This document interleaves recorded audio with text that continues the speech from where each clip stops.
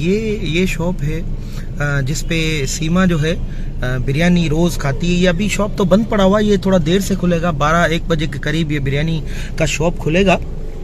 ये जो है ये सीमा की फेवरेट बिरयानी है। यहाँ से रोज़ाना सीमा बिरयानी कोई 1.5 किलो बिरयानी ये खा जाती है। यहाँ से सीमा का स्पेशली पार्सल भी जाता था और यहाँ से सीमा की बिरयानी जो है वो यहाँ पर खुद भी आके खाती थी। यहाँ पर चेयर लगती हैं, इस चेयर पे मर्दानगी दिखाते हुए मर्दों की तरह यहाँ पर चेयर पे बैठ के सीमा ये बिरयानी यहाँ पर खाती थी। और यहाँ से सीमा के लिए स्पेशली जो है पार्सल बिरयानी अलग से जाती थी। तो ये धोखा दे रही है सारा दिन। ये गऊ के गोश्त में बिरयानी खाने वाली, गऊ के गोश्त में सीमा हैदर जो है सालन खाने वाली, और ये गऊ के गोश्त में सीमा पाकिस्तान में तो बारबेक्यू बना के जो है वो खाती है।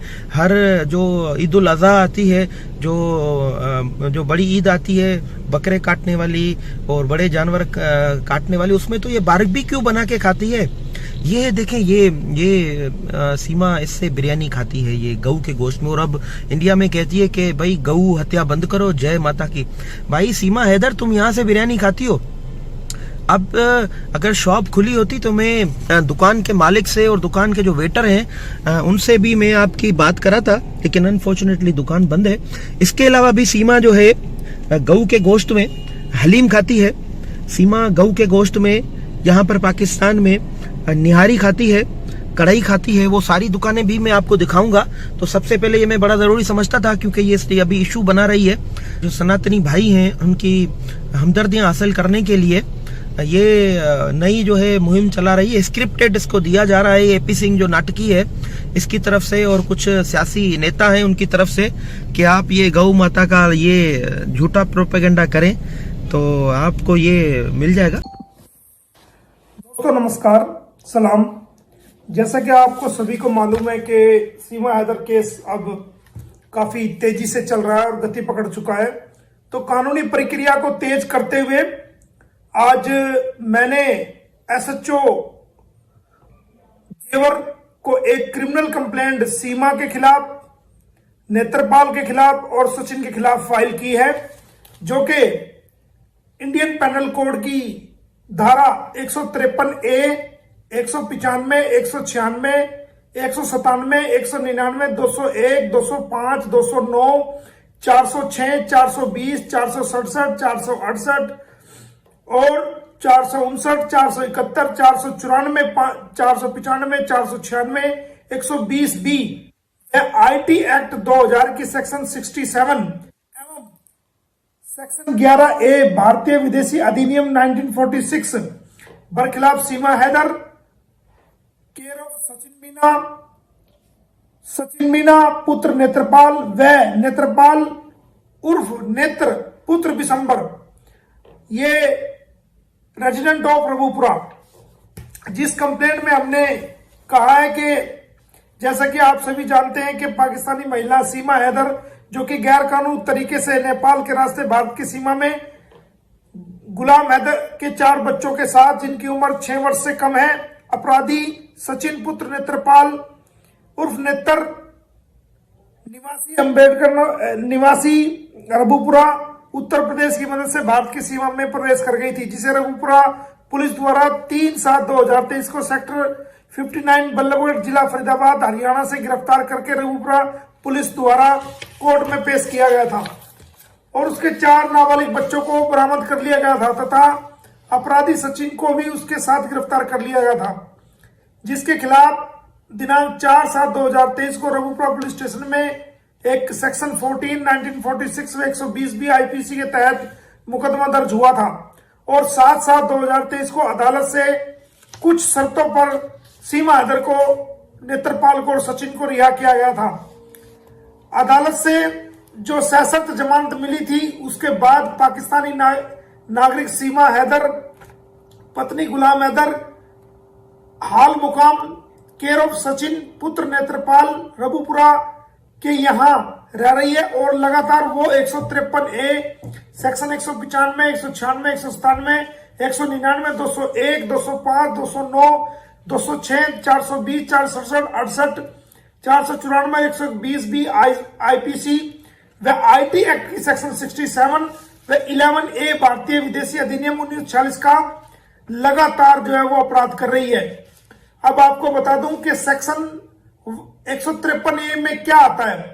सेक्शन 153A में कोई भी सार्वजनिक रूप से ऐसा बयान जारी करना जो दो समुदायों के बीच आपसी झगड़ा पैदा कर दे, लड़ाई पैदा कर दे, और 195, 196, 197 जो कि ये 199, 201 सबूतों को तोड़ मरोड़ दे और गलत तरीके से गलत तथ्यों के आधार पर कोई अदालत के सामने रखे। उसके अलावा 406 जो अमानत में खयानत करे। ये बीवी तो गुलाम हैदर की है, लेकिन ये गलत रूप से भारत में आकर के अनैतिक संबंध के चलते गलत तरीके से अपना शारीरिक शोषण भी अनैतिक तरीके से जो इसका हो रहा है वो 406 धारा के अंदर आता है। उसके अलावा जो इसने जमानत में अपने आप को गुलाम है, जब ये कह रही है कि 13 मार्च 2023 को इसने सचिन के साथ हिंदू रीति रिवाजों से शादी कर ली थी, तो और ये एनिवर्सरी मनाने जा रही है, तो फिर किस आधार पर इसने जमानत के अंदर अपना आप को गुलाम हैदर की वाइफ कहा है।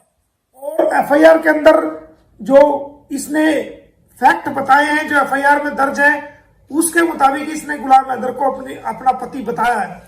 इसके अलावा जो कबूलनामा इसने किया है उसके अंदर भी इसने अपने आप को गुलाम हैदर की वाइफ बताया है। तो झूठ बोलकर फर्जी दस्तावेजों के आधार पर जो माननीय अदालत जेवर से इसने जमानत याचिका ली है, तो अगर ये सचिन की पत्नी है तो फिर हैदर की वाइफ बनकर क्यों जमानत ली? इसलिए इस पर 420 जालसाजी करने, धोखा देने, धोखाधड़ी करने की धारा 420, 67, 68, 469, 71 आती है। इस पर हमने 494 का भी धारा लगाई है, जो कि 494 धारा एक पति के रहते हुए जब एक पति जिंदा है तो बिना तलाक के किसी और व्यक्ति से शादी करना बाईगानी उसको कानून की भाषा में कहा जाता है। बाईगानी करना वो 494 में आता है। 495 में भी उसी की संज्ञा दी गई है, 496 में भी। 120B में जो नेत्रपाल और सचिन के ने जो इसका साथ दिया है इस अपराध को करने के लिए, उन पर लागू होती है।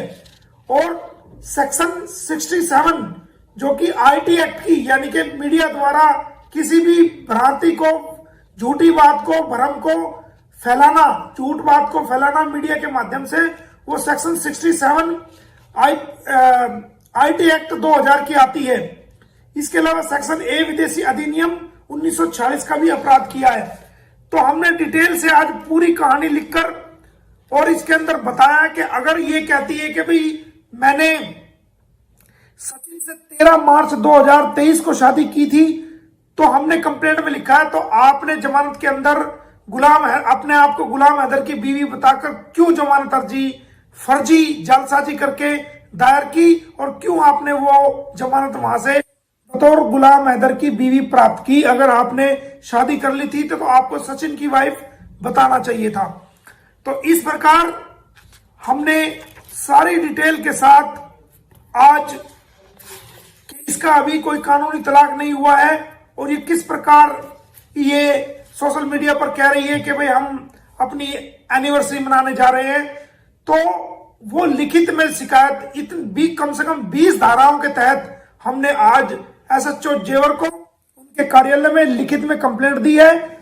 और वहीं से हमने, क्योंकि रिसीविंग उन्होंने हमें कोई दी नहीं है, तो हमने एसएचओ को भी बताया कि आपके कार्यालय ने हमें कोई रिसीविंग नहीं दी है।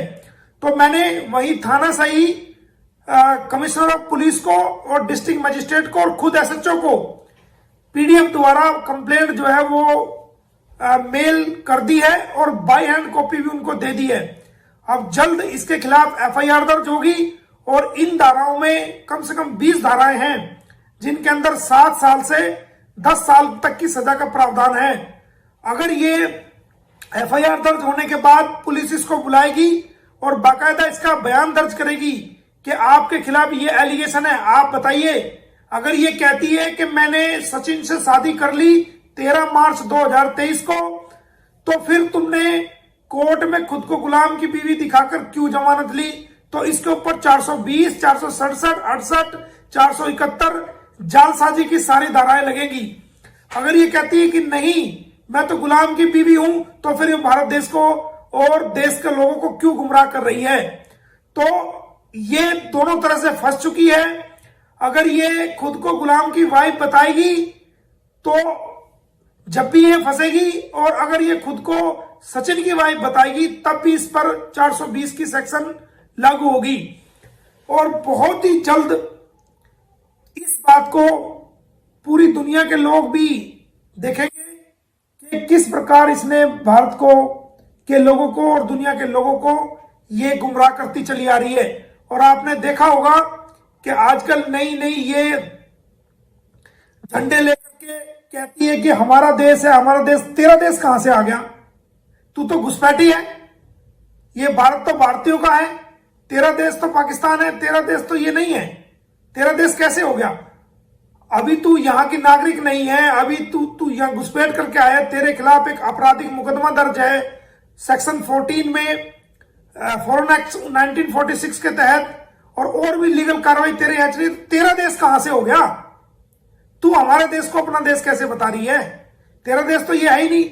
अब ये रोज मोदी जी के नारे मार रही है, रोज योगी जी के नारे मार रही है। मोदी जी और योगी जी ने हमेशा सच का साथ दिया है, उन्होंने कभी भी गलत बात को सपोर्ट नहीं किया है। और अगर आप उनसे भी कोई इंटरव्यू में कहीं कोई पूछेगा तो वो यही कहेंगे कि इसको भारत का वीजा लेके आना चाहिए था।